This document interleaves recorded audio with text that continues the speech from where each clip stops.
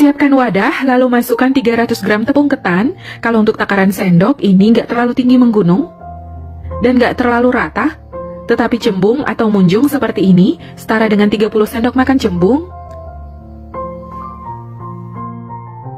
Lalu masukkan 400 gram kelapa parut. Ini saya pakai kelapa parut yang agak muda, ambil bagian putihnya aja.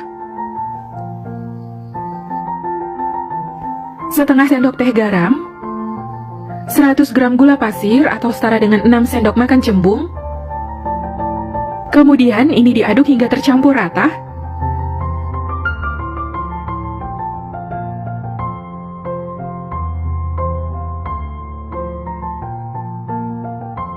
Masukkan 100 gram margarin yang telah dilelehkan. Kalau untuk takaran sendok, sekitar 6 sampai dengan 7 sendok makan cembung sebelum dilelehkan. Atau boleh pakai setengah bungkus isi 200 gram. Kemudian ini diaduk hingga tercampur rata. Selain diaduk menggunakan sendok, boleh juga langsung diuleni menggunakan tangan. Setelah tercampur rata, masukkan 100 ml santan cair. Kalau mau pakai air putih juga boleh. Kemudian ini diaduk lagi hingga tercampur rata dan sampai adonannya bisa dibentuk. Setelah mulai tercampur rata, saya lanjut uleni menggunakan tangan. Jika dirasa adonannya masih terlalu kering, boleh tambahkan sedikit air putih. Menambahkan airnya sedikit demi sedikit supaya adonannya nggak terlalu lembek.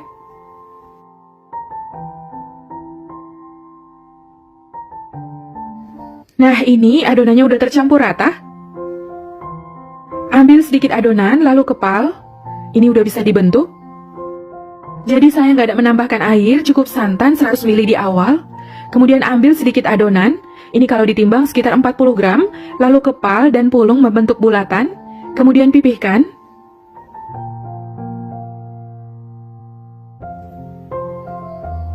Jadinya seperti ini. Lakukan hal yang sama hingga seluruh adonan selesai dibentuk. Untuk ukurannya, kalau mau buat lebih besar atau lebih kecil juga boleh. Ini saya timbang sekitar 40 gram untuk setiap bagiannya.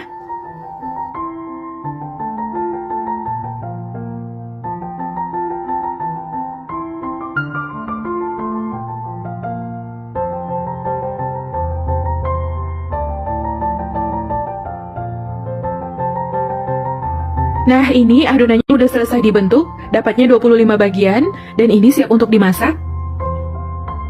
Nyalakan api paling kecil, lalu panaskan pan. Ini saya pakai fry pan dari Gastrolin Indonesia. Kemudian tuang sedikit minyak, lalu ratakan minyak dengan tisu atau kuas. Untuk pemberian minyak, ini cukup 1 kali di awal aja. Setelah pannya panas, masukkan adonan wingko. Ini dimasukkan secukupnya. Lalu ini dimasak sampai wingko babatnya matang atau sampai kedua sisinya kecoklatan. Untuk apinya, saya gunakan api paling kecil supaya matangnya merata dan gak mudah gosong.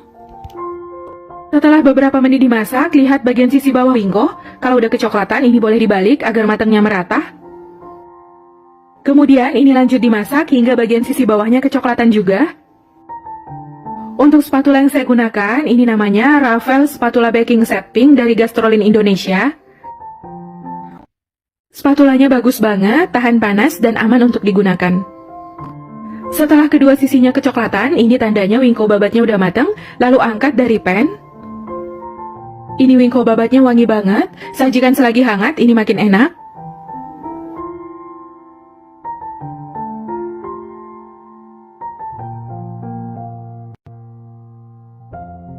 Kemudian masak sisa adonan wingko, caranya sama dengan yang sebelumnya. Lakukan hal yang sama hingga seluruh adonan wingko selesai dimasak.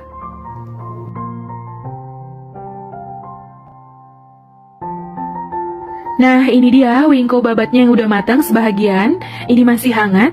Sekarang saya mau cobain. Yang ini tadi udah saya potong buat difoto. Ini saya ambil satu. Jadi wingko babatnya ini nggak gosong sama sekali. Untuk bagian dalamnya bisa dilihat. Bagian dalamnya ini udah matang merata, kelihatan lembut banget. Tekstur dalamnya itu kayak kue gandos, kalau di Medan namanya kue pancung. Kelihatan ini lembut banget. Bismillah.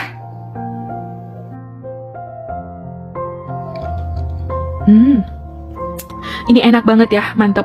Rasanya gurih, manisnya pas, bagian kulitnya sedikit renyah. Enak banget. Rasanya gurih karena dikasih margarin dan santan, dan krenyes-krenyes dari kelapa parutnya. Ini enak banget ya, rasanya mirip kue gandos atau kue pancung.